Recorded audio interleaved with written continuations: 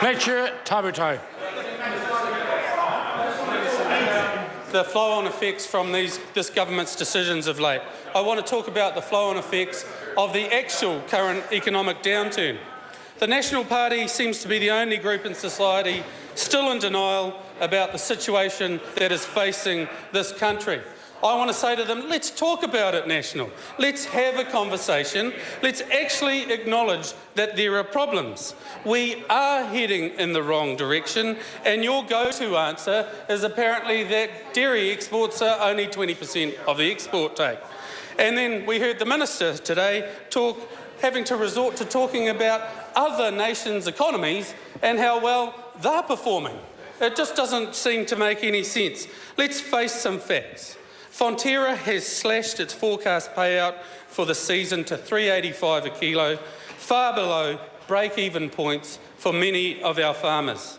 Farmer debt, New Zealand dairy debt has trebled to $34.5 billion in the last 10 years. Mr. Speaker, $34.5 billion in the last 10 years. And the National Government have made it worse. They have made it worse. They were happy to encourage us New Zealanders to put all of their eggs in the dairy basket, and so players in the dairy industry expanded, and young New Zealand couples went into the dairy industry hoping to partake in that growth market without realising, sir, the realities of the market, because this government misled them, sir.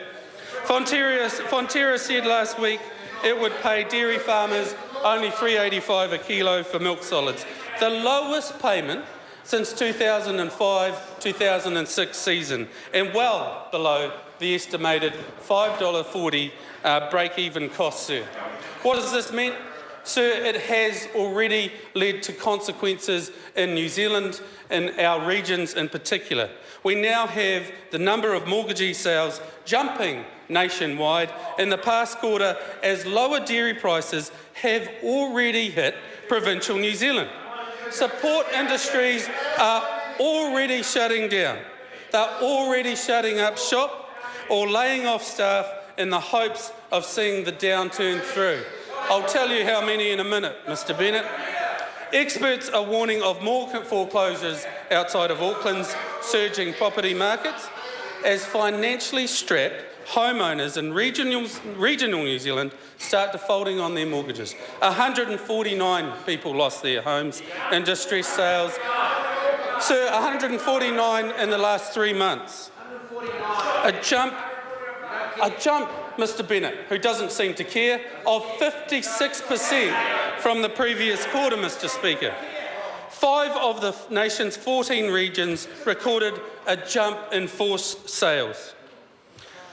New Zealand First and New Zealanders say you, the National Party, must act now to stop the sale of our land to foreign buyers.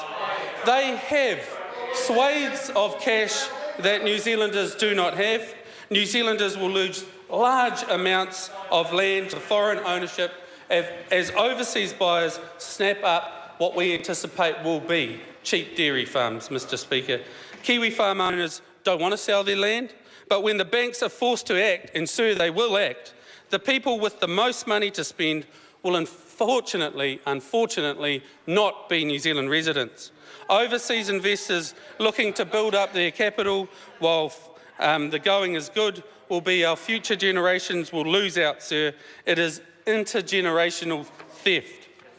The last quarterly review from Westpac suggests the GDP will fall to 1.6% next year, sir. It is also expected that unemployment will rise and wage growth will slow down even further. Mr. Speaker, I beg the National Party to stop denying the facts. We now face the worst rate of unemployment since 2000 in New Zealand, more than double the number when National took office. Stop denying the facts. Let's have an adult conversation about this, and you need to come up with some real solutions. But first of all, you actually need to acknowledge that there's a problem. That's the first step in identifying how we can create a solution for New Zealanders. Thank you, Mr. Speaker.